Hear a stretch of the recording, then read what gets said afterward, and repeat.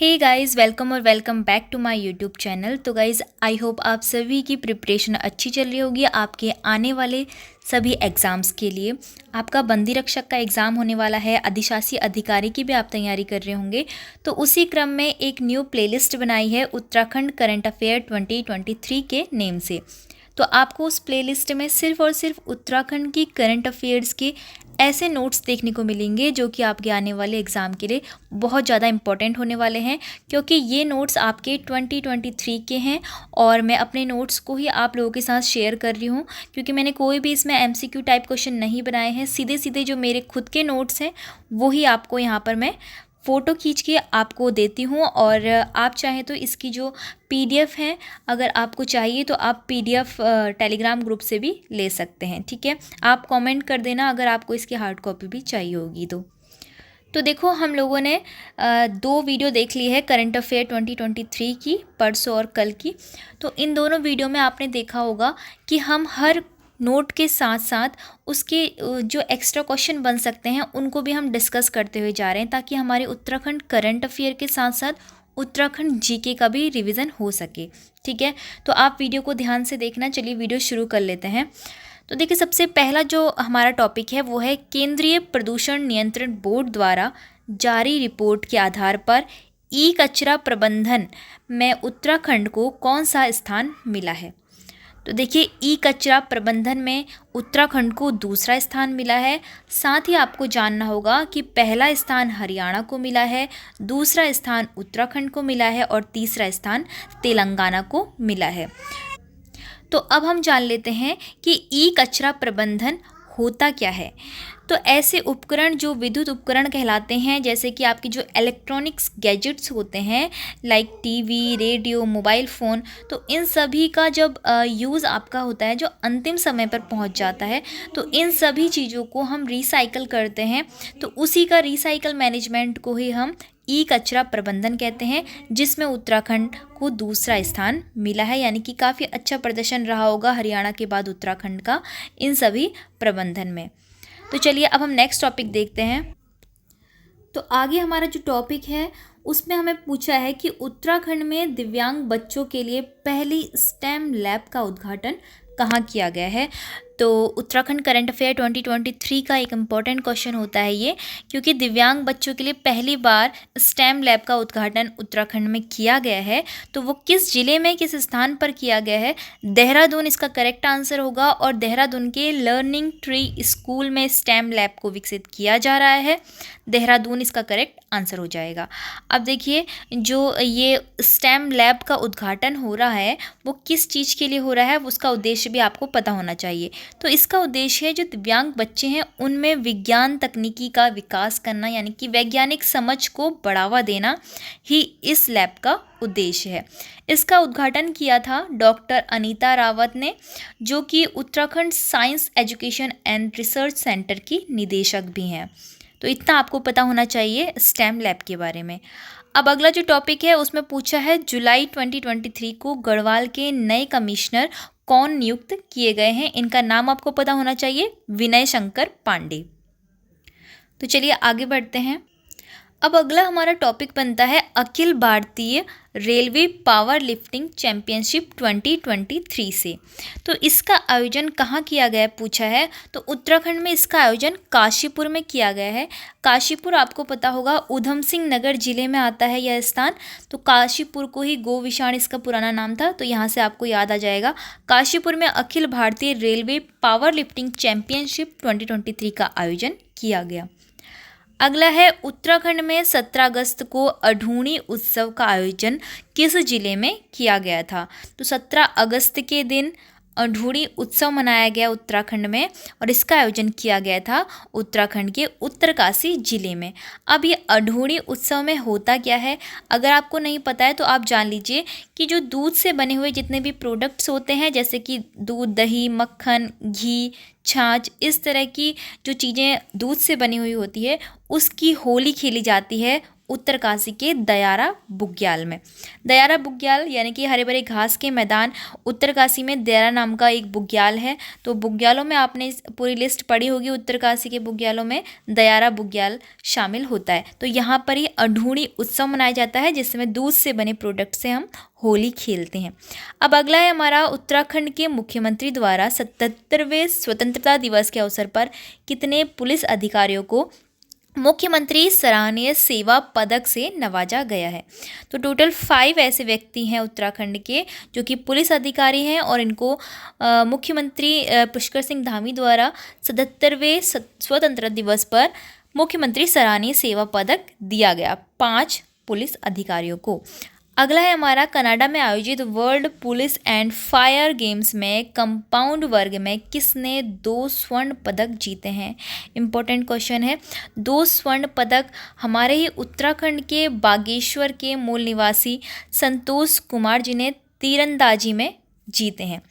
तीरंदाजी के लिए ये खेल से अच्छा, आपसे एक क्वेश्चन ऐसे भी पूछ सकते हैं कि संतोष कुमार का संबंध किससे है जिसमें उन्होंने 2 स्वर्ण पदक जीते हैं? तो तीरंदाजी आपका करेक्ट आंसर हो जाएगा। और ये बागेश्वर के मूल निवासी हैं उत्तराखंड से, तो बागेश्वर से इनका संबंध है। अब अगला है, अमृत भारत स्टेशन योजना। तो एक नई योजना है, 2023 में ही इसकी शुरुआत की गई है केंद्र सरकार के द्वारा। तो अमृत भारत स्टेशन योजना के तहत प्रधानमंत्री नरेंद्र मोदी जी द्वारा उत्तराखंड में कितने रेलवे स्टेशनों का शिलान्यास किया गया है? तो देखिए, इस योजना के द्वारा भारत के विभिन्न राज्यों में जितने भी रेलवे स्टेशन हैं, तो उनमें से कुछ रेलवे स्टेशनों का फिर से शिलान्यास इसलिए किया जा रहा है ताकि उनको डेवलप किया जा सके, वहाँ नई सुविधाएं दी जा सके, आधुनिक तकनीक का वहाँ पर प्रयोग किया जा सके। तो इसी क्रम में 3 हमारे उत्तराखंड के रेलवे स्टेशन चुने गए हैं। एक है Harrawala railway station, Roorkee railway station और लाल कुआं रेलवे स्टेशन। तो इन 3 रेलवे स्टेशंस को डेवलप किया जा रहा है और यहाँ पर आधुनिक तकनीक का प्रयोग करके इसको बनाया जा रहा है। ठीक है, तो इससे संबंधित नोट्स हैं कि यह 2023 में केंद्र सरकार द्वारा शुरू की गई योजना है। इसका उद्देश्य है रेलवे स्टेशनों में आधुनिक सुविधाएं तथा उनको विकसित करना। चलिए अब नेक्स्ट देख लेते हैं। नेक्स्ट में पूछा है, वाइब्रेंट विलेज योजना के तहत नेलांग व जादूंग गांव को उत्तराखंड में विकसित किया जा रहा है, यह किस जिले में स्थित है? तो ये दोनों गाँव का जिला पूछा है। उत्तरकाशी इसका करेक्ट आंसर हो जाएगा।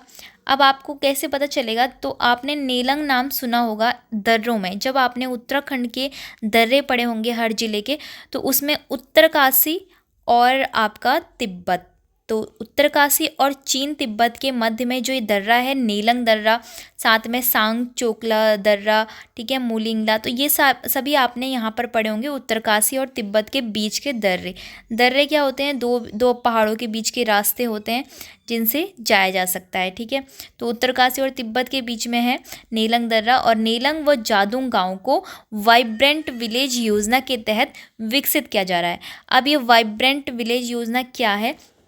इसके तहत क्या होता है, कोई भी ऐसा जो गांव जो कि वहाँ पर डेवलपमेंट नहीं हुआ होता है, तो उसको विकसित किया जाता है। तो आपने जब आपको पता होगा कि भारत चीन का युद्ध कब हुआ था? भारत चीन का युद्ध 1962 में हुआ था, और इसी युद्ध के कारण जो ये 2 गांव थे नेलंग और जादूंग, यहाँ पर पलायन हो गया था। मतलब बहुत से लोग ऐसे थे जो यहाँ से माइग्रेट हो गए थे क्यों युद्ध के कारण। तो इसी वजह से अब इन गाँव को दोबारा से बसाया जा रहा है, दोबारा से विकसित किया जा रहा है।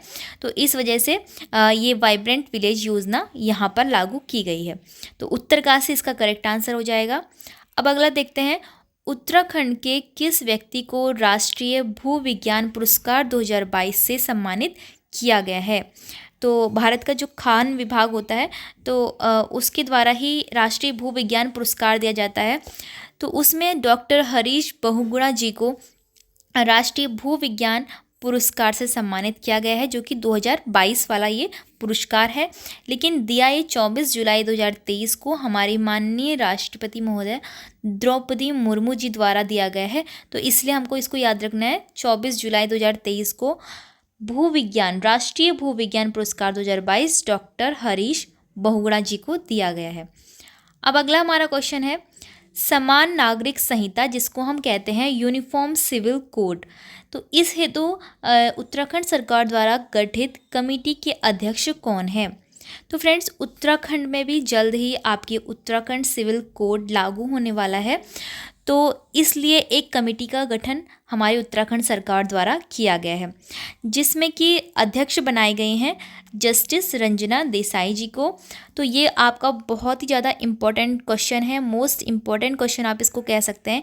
यहाँ से कुछ और क्वेश्चन भी बनते हैं कि जो समान नागरिक संहिता यूनिफॉर्म सिविल कोड है, उसको लागू करने वाला भारत का पहला राज्य कौन सा है? तो पहला राज्य है गोवा। गोवा में पहले से ही यूसीसी लागू है।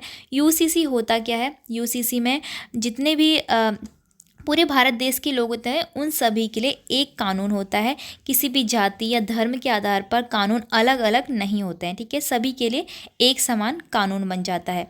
इसलिए एक देश एक कानून के तहत समान नागरिक संहिता लगाई जाएगी।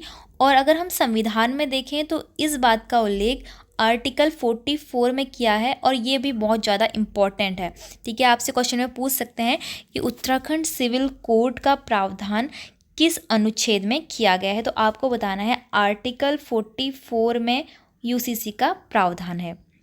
तो देखिए, अब ये हमारे उत्तराखंड के 2023 के कुछ आज की वीडियो में क्वेश्चन हुए, जो कि मोस्ट इम्पॉर्टेंट है आपके बंदी रक्षक के एग्ज़ाम के लिए और आने वाले अन्य एग्ज़ाम के लिए, क्योंकि उत्तराखंड करंट अफेयर्स तो आपकी हर एग्ज़ाम में आपको देखने को मिलती है। लगभग 8 से 9 क्वेश्चन आपको देखने के लिए मिलते हैं।